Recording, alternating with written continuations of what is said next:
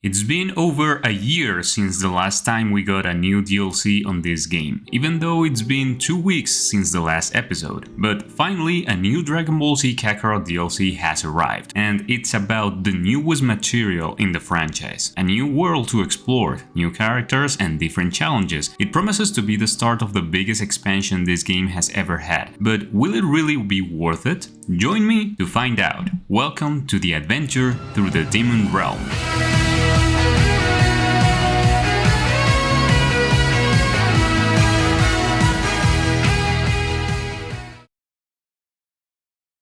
The start of the expansion is quite long and they let you know from the beginning. There's a warning that informs you that you will see 20 minutes of dialogue and cinematics that adapts the first 2 chapters of Dragon Ball Daima, making a summary of what happened in the Buu saga, the introduction to Goma and the Gesu, in addition to, of course, when they turn everyone into children. Good decision. I feel that this way they don't waste the player's time with repetitive prologues, and also they send you right off the new map, the third Demon Realm. I do think they did a good job of summarizing the beginning and setting up the main conflict in those 20 minutes, but then they also cut some material to make the mission progress more linear so people don't lose track. For example, the scene where the bandits steal Glorio's plane happens by random chance, not as an act of revenge after beating them up in a bar like in the series. These kinds of details are going to be common throughout the story.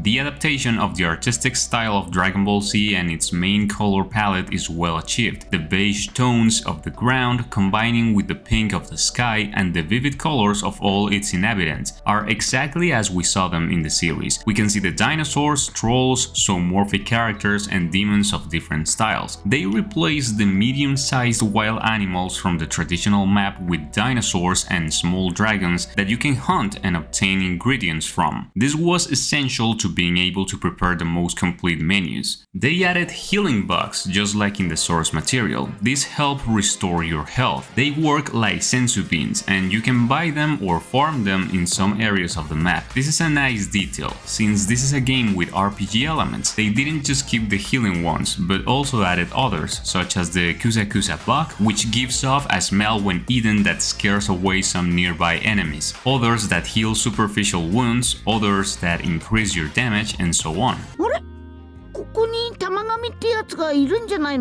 In the Demon Realm, there are caves everywhere and you can force them open to find valuable items inside chests, as in the example we see here. There are also floating islands, one of the few areas we can access by flying, and there are quite a few special items there. I suppose that this way they try to maintain the exploration incentives they have in the base game, but now with this new map. Thanks to that, there are also rest areas like bonfire places where you can recover your health, places which the game has already used. It's necessary to highlight the graphic update that Dragon Ball Z Kakarot had along with this new DLC pack. Kakarot HD is now available, and when testing it on PC I can say that the improvement is not very noticeable. At least I didn't perceive it in that way. I think it's difficult to make such a significant graphical upgrade to a game from 5 years ago with only a new patch. That's why it's obvious that the graphic improvement is more noticeable in the textures of the environment, especially the water. Areas such as rivers, lagoons, and the sea take greater care in the light refraction effects, which makes it look more beautiful.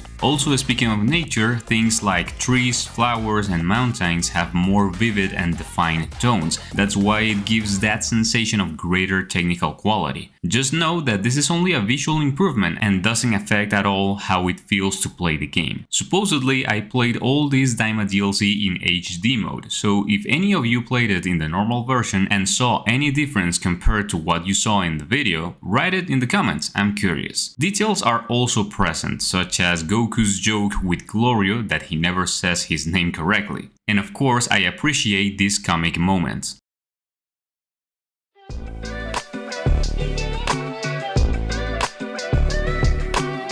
As in previous cases such as the end of Goku's Journey DLC when he fights Pan, his moveset adjusts to a lighter one to train with his granddaughter. Since Goku returned to being a child in Daima, his abilities look less showy and with a shorter range. I'm also glad that the ground combat mechanics has not been limited only to the specific cases of the martial arts tournament fights from the previous DLC, and that they took advantage of those characteristics to better represent the fights in the Demon Realm, thanks to the gravity and air density that we know it presents. The use of the Sacred Staff was essentially so that Goku's short limbs had a balance in hand-to-hand combat as it happened in the series. It's excellent how we can see different fight choreographies in the protagonist's combos regardless of whether we are only pressing a command repeatedly. The circle. The finishers, combos with square, X and triangle are still present for the moveset of this fighter. In addition, their techniques can be customized as well as with previous versions of Goku, such as that of the 23rd Tournament DLC. At the beginning, we will have two support characters, as is usual in Kakarot, Glorio and the Supreme Kai, or Shin for short. They have more support skills that I remember, which have different effects on battle. Later, Pansy joins the party as a character, but acts as a guest character. She has passive abilities that activate automatically. Goku's Ki Blasts are slower, smaller, and in lesser quantity. The combo is shorter, his awakening doesn't apply such a big damage boost. I don't know, like the difference between these fights and the last time I played Dragon Ball Z Kakarot, meaning Super Saiyan 3 Goku against Super Saiyan 2 Vegeta, was pretty big and I felt the change in proportions a lot, but I like that to a certain extent they nerfed us. That doesn't take away the fact that in the training areas we can little by little level Goku so that he has more powerful abilities even if he hasn't used them in the series, especially the Spirit Bomb, which I loved how they adapted it to make it look like the first version in the Saiyan Saga when he throws it with one hand. And so, the more you level up the Spirit Bomb, the way he throws it will change.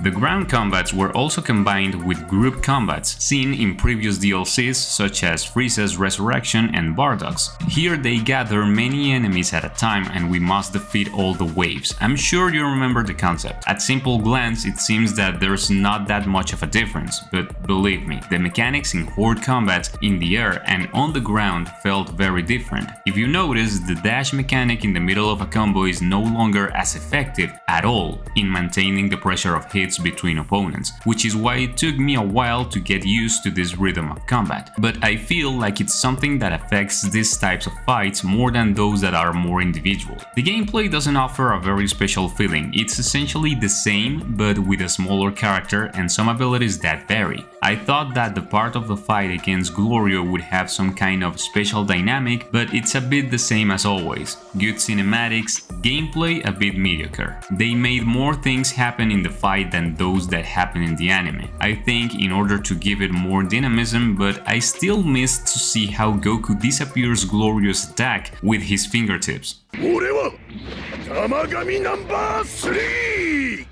The fight with the Tamagami 3 is the final boss and the most attractive of the game, mainly because it's the one that includes the cinematic finish, the section that has the most quality within all the final bosses of the DLCs. This fight is divided into two sections, using base Goku and then the Super Saiyan. The Tamagami has techniques that respect what was seen in the series, constantly attacking with his hammer and using the heat of his energy to launch explosive attacks from a distance. We already know the difficulty is not a major problem in Kakarot, so by repeating the same process of hitting until breaking the enemy's guard and recovering with consumables, you will be fine. It may not be the best work of CC2 with its finisher, but well, it's mostly faithful to what happened in these first chapters, even with the game of the glasses to guess where the Dragon Ball is. In the final cinematics, they leave us indications of what awaits us in the second part with the continuation of the story. There's a glance at Rinsu and the creation of Majin Ku, they inform us that Vegeta and the others are already on the way, and they obviously leave an open ending. If you ask me, honestly, the Daima expansion shouldn't have been split into two parts, simply because the first part contains so little of what people really want to see. The most notable things are the fight with the Tamagami 3 and Gloria, because in the series those are the first fights that have an impressive level of animation. The second part would already include everything from Super Saiyan 3 Vegeta, the Super Saiyan 4 and so on. It's understandable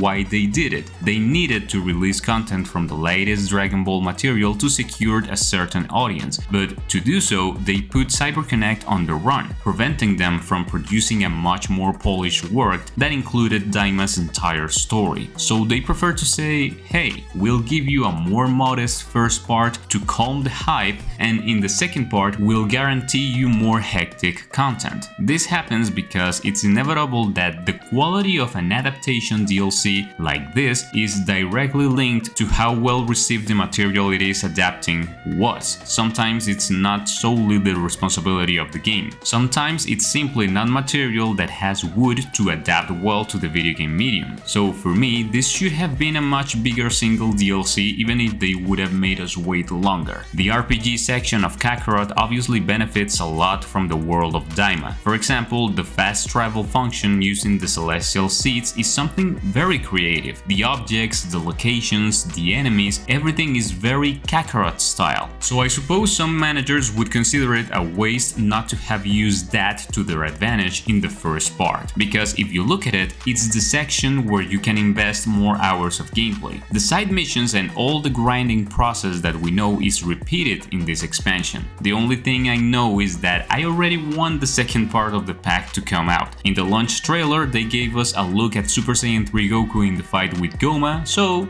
that was cool. But what do you think, guys? If you tried the DLC, did you like it? What would you change? What would you add? I'll read them in the comments. That's all for today, and I'll be seeing you in the next video. Take care and see ya.